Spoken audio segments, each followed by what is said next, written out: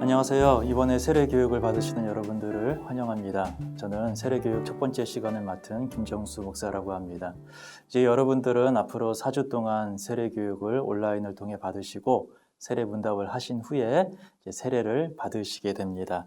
이제 세례를 받으시면 우리 무학교회의 정식 세례교인이 되시겠습니다. 지금 이 앞에 보이는 이 화면에 나오는 이 그림, 어떤 그림인지 아시겠습니까? 이 그림은 예수님께서 세례를 받으시는 모습을 보여주고 있는 그림입니다. 마태복음 3장에 나오는 말씀 보면은 예수님께서 세례 받으시는 모습을 이렇게 기록하고 있습니다. 예수께서 세례를 받으시고 곧 물에서 올라오실새 하늘이 열리고 하나님의 성령이 비둘기같이 내려 자기 위에 임하심을 보시더니 하늘로부터 소리가 있어 말씀하시되 이는 내 사랑하는 아들이요 내 기뻐하는 자라 하시니라 라고 말씀하고 있습니다. 예수님께서 세례를 받으실 때에 하늘이 열렸습니다. 그리고 성령이 비둘기처럼 임하였어요. 여기 성령이 임하는 모습이 그림이 표현이 되어 있습니다. 그러면서 하늘로부터 소리가 났습니다. 이는 내 사랑하는 아들이고 내 기뻐하는 자다라는 소리가 들려왔다고 합니다. 이 모습을 보게 되면은 성부와 성자와 성령 하나님이 동시에 나타나고 있는 모습을 보게 됩니다. 하늘로부터 들려오는 목소리는 성부 하나님의 목소리였지요. 그리고 성자 하나님이신 예수님께서는 물로 세례를 받았습니다. 그리고 성령 하나님께서는 비둘기 같은 모습으로 예수님에게 임하셨습니다. 이렇게 예수님께서 세례를 받으시면서 본격적으로 메시아의 사역을 시작하셨습니다. 그리고 예수님께서 이 모든 사역을 마치고 십자가에 못 박혀 죽으시고 부활하신 이후에 하늘로 올라가시게 되는데 하늘로 올라가시기 전에 제자들에게 마지막으로 이런 명령을 내렸습니다. 마태복음 28장에 나오는 말씀입니다. 너희는 가서 모든 민족을 제자로 삼아 아버지와 아들과 성령의 이름으로 세례를 베풀고 내가 너희에게 분부한 모든 것을 가르쳐 지키게 하라. 볼지어다 내가 세상 끝날까지 너희와 항상 함께 있으리라. 예수님이 이렇게 말씀하셨습니다. 이 말씀에도 보면은 성부와 성자와 성령 하나님이 동시에 나타나는 것을 보게 됩니다. 아버지와 아들과 성령이라는 삼위일체 하나님이 함께 등장하는 모습을 보게 되는 것입니다. 우리가 하나님을 가리켜서 성부와 성자, 성령, 삼위일체 하나님이라고 고백하고 있는데 사실 성경 말씀에는 이 성부, 성자, 성령, 삼위 하나님이 한꺼번에 등장하는 장면이 많지는 않습니다. 그런데 이 삼위일체 하나님이 한 장면에서 동시에 등장하시는 가장 대표적인 장면이 바로 이 세례의 장면입니다. 예수님이 세례 받으실 때 성부, 성자, 성령, 삼위일체 하나님이 동시에 등장하셨고 또 예수님이 하늘로 다시 올라가시기 전에 아버지와 아들과 성령의 이름으로 세례를 베풀라라고 삼위일체 하나님이 등장하고 있는 것입니다. 예수님의 모든 사역은 세례로 시작해서 세례로 마쳤다라고 말할 수가 있습니다.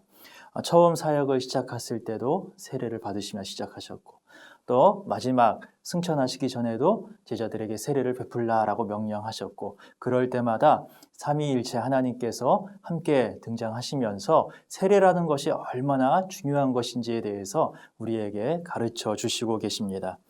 세례가 이처럼 참 중요한 사건입니다. 이처럼 중요한 세례가 무엇인지 이 시간에 함께 알아보는 시간을 가지고자 합니다. 세례란 무엇일까요? 한자로 쓰게 되면은 씻을 세자에 예절 예자를 씁니다. 문자적으로 보게 되면은 씻는 예식이다라는 그런 말이죠. 물로 무언가를 씻어내는 예식이 세례라는 말입니다. 여기 나오는 이 사진은 우리 무학교회에서 세례식을 가졌을 때의 모습입니다. 세례를 받으시는 분이 이렇게 담임 목사님 앞에 무릎 꿇고 앉으시면은 담임 목사님께서 손에 물을 적시셔서 머리 위에 얹으시면서 세례를 주시게 됩니다. 우리 무학교회는 장로교회에 소속되어 있죠. 그래서 장로교회는 보통 다 이런 방식으로 세례를 줍니다. 손에 물을 묻혀서 목사님이 머리에 안수하심으로 세례를 이루어지게 되는데요. 여러분들도 세례 교육을 마치시게 되면은 모두 다 이런 방식으로 세례를 받으시게 될 겁니다. 그런데 사실 신약 성경에 나오는 세례의 모습은 이런 거하고는 많이 모습이 달랐습니다. 여기 나오는 이 사진은 영화 속의 한 장면입니다. 영화 속에서 예수님께서 세례를 받으시는 그런 장면인데요. 신약 성경에 보면은 세례는 요단강가에서 이루어졌습니다. 요단강 물속에 세례받는 사람이 들어가고 그 물속에 완전히 잠겼다가 물 밖으로 다시 나오는 모습. 그런 형식으로 신약 시대에는 세례가 이루어졌습니다. 세례라는 말의 원어는 헬라어로 밥티조라는 말을 씁니다. 이 밥티조라는 말은요, 잠기다, 가라앉다 라는 뜻을 가지고 있는 말이고요. 이 말 그대로 물속에 완전히 잠겼다가 다시 밖으로 나오는 것. 이것이 신약 성경 다시의 세례의 모습이었고, 그래서 이 밥티조라는 말은 세례를 주다라는 그런 뜻을 갖게 됩니다. 그런데 왜 지금은 이런 식으로 물속에 완전히 잠겨서 물 밖으로 나오는 모습으로 세례를 주지 않고 간소화된 형식을 갖고 세례를 주게 되는 것일까요? 물론 지금도 성경에 나오는 것처럼 물속에 완전히 잠기는 형식으로 세례를 주는 그런 교회들도 있습니다. 하지만 세례를 줄 때 항상 모든 것이 다 갖춰져 있는 넉넉한 환경이 되는 것은 아니었던 것이죠. 긴박한 선교의 현장 가운데 어떨 때는 간혹 사막이나 광야 한가운데서 세례를 베풀어야 하는 경우도 있었습니다. 그럴 때 온몸이 잠길 만한 물을 구할 수 있는 것은 쉽지 않은 일이었죠. 그러다 보니까 세례의 정신만큼은 확실하게 살리고 그 형식은 간소화되기 시작했습니다. 그래서 손에 물을 적셔서 머리에 얹어서 안수하는 것으로 형식을 간소화해서 오늘날의 세례가 이루어지게 되는 것입니다. 형식은 간소화하지만 그러나 그 의미, 그 정신만큼은 반드시 살려야 합니다. 그렇다면 우리가 반드시 꼭 가져가고 지켜가야 할 이 세례의 의미, 그것은 어떤 것일까요? 이 사진, 이 그림을 다시 한번 좀 보시면 좋겠습니다. 이 세례를 주는 이 모습을 보게 되면 어떤 생각이 드시나요? 저는 이 사진을 보면요, 이런 생각이 떠올라요. 너를 물에 빠뜨려서 죽여버리겠다. 이런 식으로 세례를 주고 있는 그런 느낌이 듭니다. 사실 세례에 있어서 가장 중요한 의미가 여기에 있습니다. 그것은 죽는 것입니다. 온몸이 물에 잠긴다라는 것은 이제는 내가 죽는다라는 의미가 담겨 있습니다. 이제는 지금까지 살았던 나는 이제는 죽었다라는 의미가 세례에 담겨 있습니다. 지금까지의 나는 이제 죽고 예수님 안에서 나는 다시 살아난다라는 의미가 이 세례에 담겨 있는 것입니다. 로마서 6장에 나오는 말씀입니다. 이 말씀 함께 읽어보겠습니다. 무릇 그리스도 예수와 합하여 세례를 받은 우리는 그의 죽으심과 합하여 세례를 받은 줄을 알지 못하느냐? 그러므로 우리가 그의 죽으심과 합하여 세례를 받음으로 그와 함께 장사되었나니 이는 아버지의 영광으로 말미암아 그리스도를 죽은 자 가운데서 살리심과 같이 우리로 또한 새 생명 가운데서 행하게 하려 함이라. 이 말씀은 우리가 받는 세례는 예수와 합하여 세례를 받는 것인데 그의 죽으심과 합하여 세례를 받는 것이다 라고 알려주고 있습니다. 다시 말해서 예수님께서 십자가에서 죽으실 때 우리도 예수님과 함께 십자가에 못 박혀 죽었다라는 의미입니다. 지금까지 살아왔던 나, 죄악되고 허물 많고 부족했던 내가 예수님과 함께 십자가에 못 박혀 죽은 것입니다. 그리고 세례를 통하여서 예수님 안에서 내가 새로운 생명을 얻게 된 것입니다. 예수님께서 십자가에서 죽으시고 3일 만에 부활하셨던 것처럼 우리도 예수님과 함께 십자가에 못 박혀 죽고 그리고 예수님의 부활을 통하여서 새 생명을 얻고 지금까지의 삶을 벗어나 새로운 생명으로 나아가는 것입니다. 이제 우리가 세례를 받는다라는 것은 물속에 완전히 잠겨서 지금까지의 나는 죽고 다시 물 밖으로 나오면서 이제 나는 예수님 안에서 새로운 생명을 얻는다라는 그런 의미가 담겨 있는 것이죠. 이제 우리는 예수님 안에서 새로운 생명을 얻게 되는 것입니다. 그래서 세례에는 크게 세 가지의 의미가 담겨 있습니다. 첫 번째는 세례는 나 자신이 죄에 대하여 죽는 것을 의미합니다. 내가 죽습니다. 죄에 대하여 죽는 것입니다. 그리고 죄에 대하여 죽은 나는 이제 의에 대해서 새 생명을 얻는 것을 의미합니다.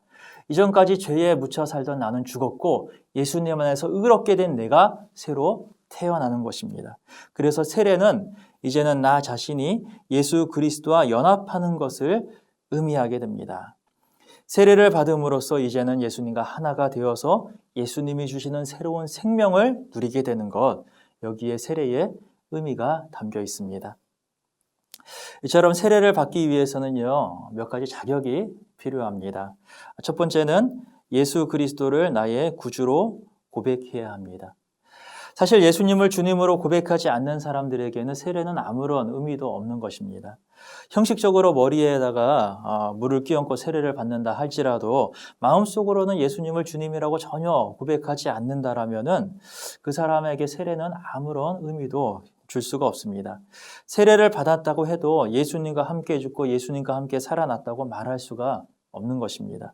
그렇기 때문에 세례를 받는 여러분들이 반드시 고백해야 될 것은 이제는 내 인생의 주인은 내가 아니고 예수님이 나의 주님이십니다 라는 고백입니다. 지금까지 나는 죽었고 예수님을 주님으로 고백하는 새로운 내가 태어났습니다. 그런 고백을 가지시면서 세례를 준비하시기를 바라겠습니다. 두 번째는 자신의 죄를 회개해야 합니다. 세례는 죄를 회개하고 예수님을 주님으로 고백하는 사람들에게 베푸는 의식입니다. 교회에서 공식적으로 세례식을 거행함으로써 이제 이 사람은 자신의 죄에 대해서는 죽고 이제 죄에 물들었던 삶을 뒤로 한 채 예수님만을 주인으로 섬기는 새로운 삶을 시작하는 사람이다라는 것을 인정받게 되는 것입니다. 그렇기 때문에 세례를 받기 위해서는 우리가 반드시 지금까지 살아왔던 모든 죄를 회개해야만 합니다. 죄를 회개한다라는 것은 내가 이러이러한 죄를 지었습니다. 잘못했습니다라고 죄를 뉘우치는 것 이상의 의미가 담겨 있습니다. 죄를 회개한다라는 것은 그저 뉘우치는 것이 아니고 이제는 다시는 그 죄로 돌아가지 않겠다라는 다짐까지 포함되는 것입니다. 죄로부터 완전히 벗어나서 예수님만을 주님으로 고백하며 따르는 거룩한 삶을 살겠습니다라는 다짐이 회개 속에 들어 있습니다. 이처럼 철저히 죄를 회개하고 예수님을 붙드실 수 있기를 바랍니다. 세 번째는 구원의 확신이 있어야 됩니다. 우리가 예수님을 주님으로 고백하고 세례를 받는다면은 이제 예수님은 우리의 주님이 되십니다. 그리고 예수님은 우리의 주님이 되셔서 우리를 반드시 하나님의 나라로 천국으로 이끌어 주실 것입니다. 예수님은 자기 백성을 결코 버리지 않으십니다. 끝까지 우리를 책임져 주십니다. 그렇기 때문에 우리는 예수님께서 우리를 하나님의 나라로 이끌어 가신다라는 것을 굳게 믿어야만 합니다. 여러분들이 만약 오늘 혹시라도 죽는다면 천국에 가실 수 있을 것 같습니까? 아니면 지옥에 가시게 될 것 같습니까? 이 질문에 대해서 확실하게 대답하실 수 있어야 됩니다. 중간지대는 없습니다. 천국에 가든지 지옥에 가든지 둘 중에 하나일 뿐입니다. 우리가 예수님을 주님으로 고백하고 있다라면은 우리의 주님이신 예수님은 우리를 반드시 하나님의 나라 천국으로 인도해 주실 것입니다. 이 구원의 확신을 확실하게 가지실 수 있기를 바랍니다. 네 번째로는 하나님의 뜻에 순종할 줄 알아야 합니다. 우리는 세례를 받음으로써 하나님의 백성이 되는 것이죠. 하나님의 백성은 하나님의 인도하심을 받고 하나님의 통치를 누리는 사람들입니다. 우리가 이 대한민국이란 나라의 백성으로 살아가면서 이 나라의 법을 따르는 것이 당연하지 않습니까? 그렇다면 우리는 하나님 나라의 백성이 되었기 때문에 하나님의 뜻을 따르는 것이 너무도 당연한 것입니다.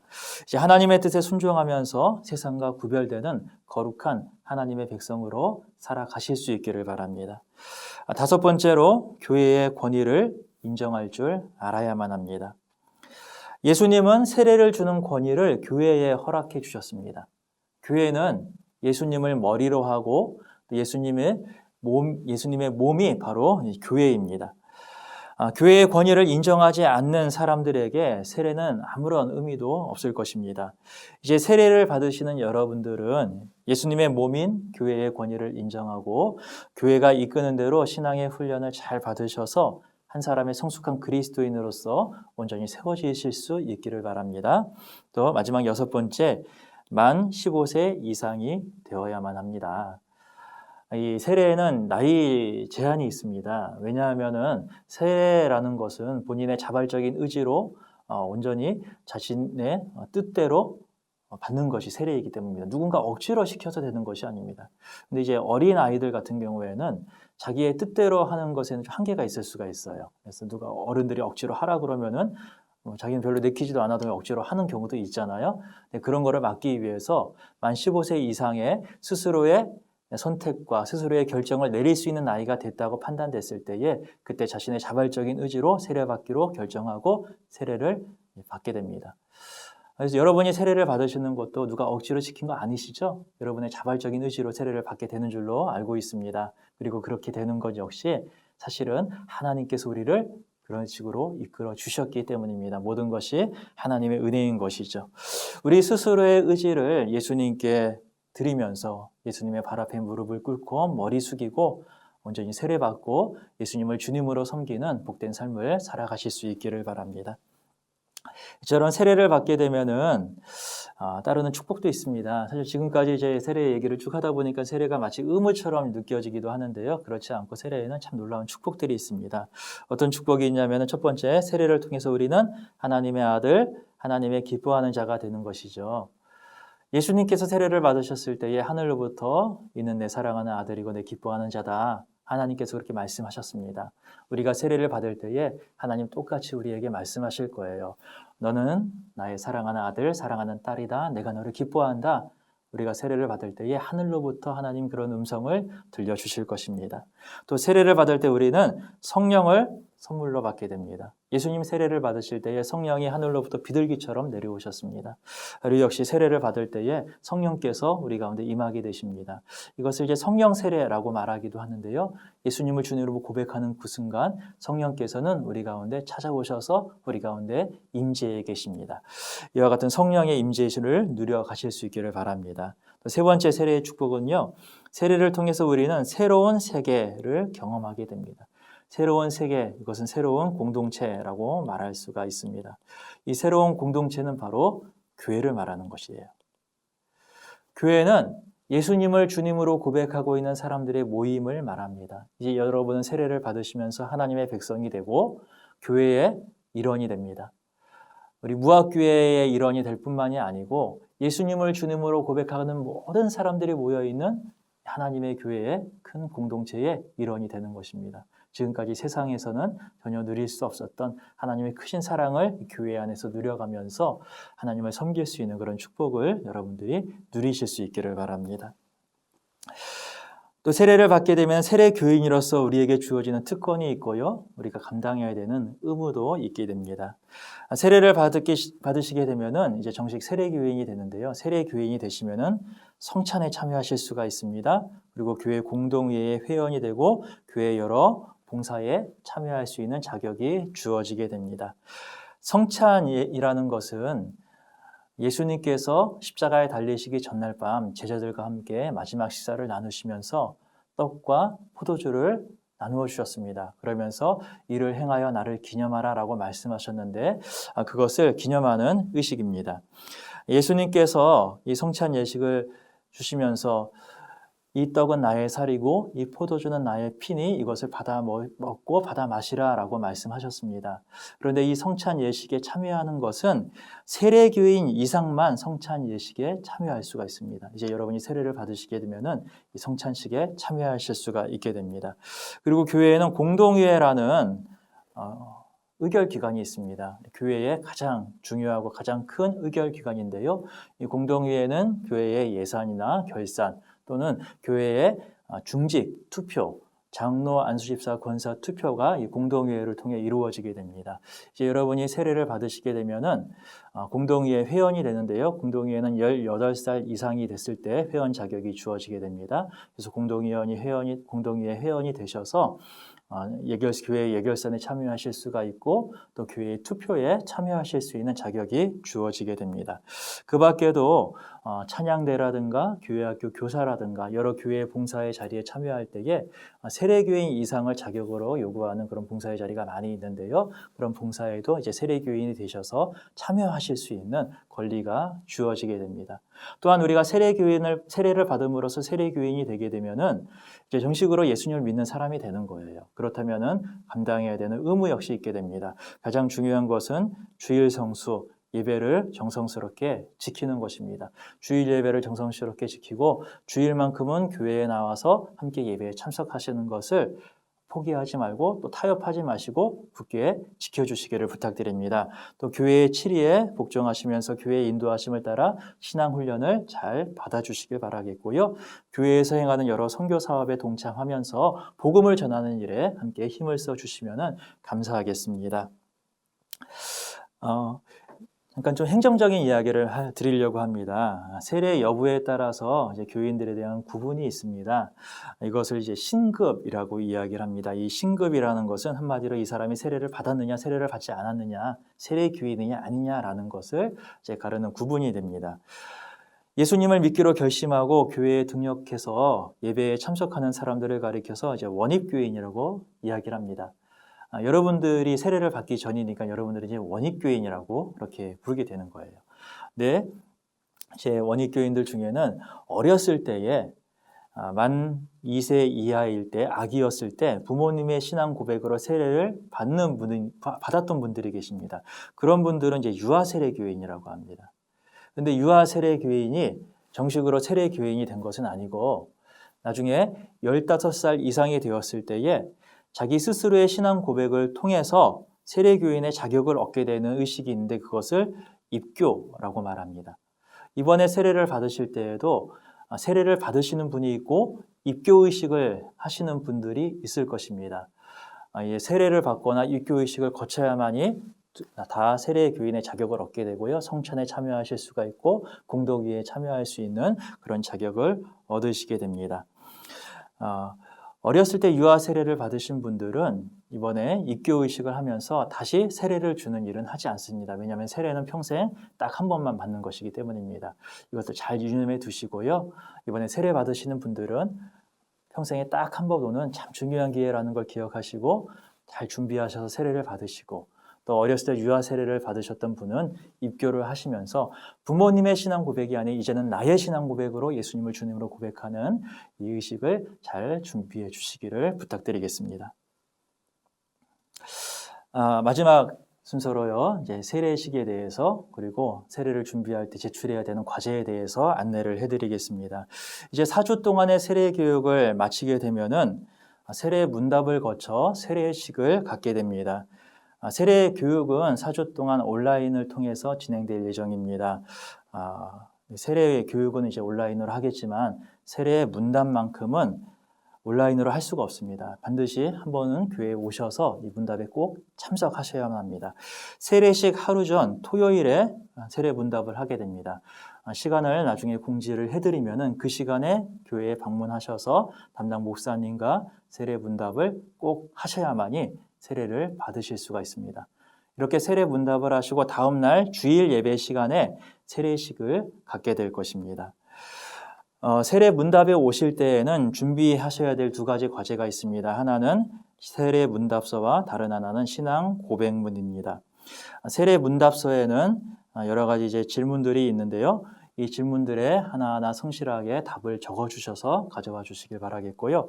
이 신앙 고백문에는 여러분들이 예수님을 믿기 전의 모습, 또 예수님을 어떤 과정을 통해서 믿게 되었는지, 또 예수님을 믿은 이후에 나의 삶은 어떻게 달라졌는지 이 3가지 구분을 지어서 신앙 고백을 적어주시면 되겠습니다.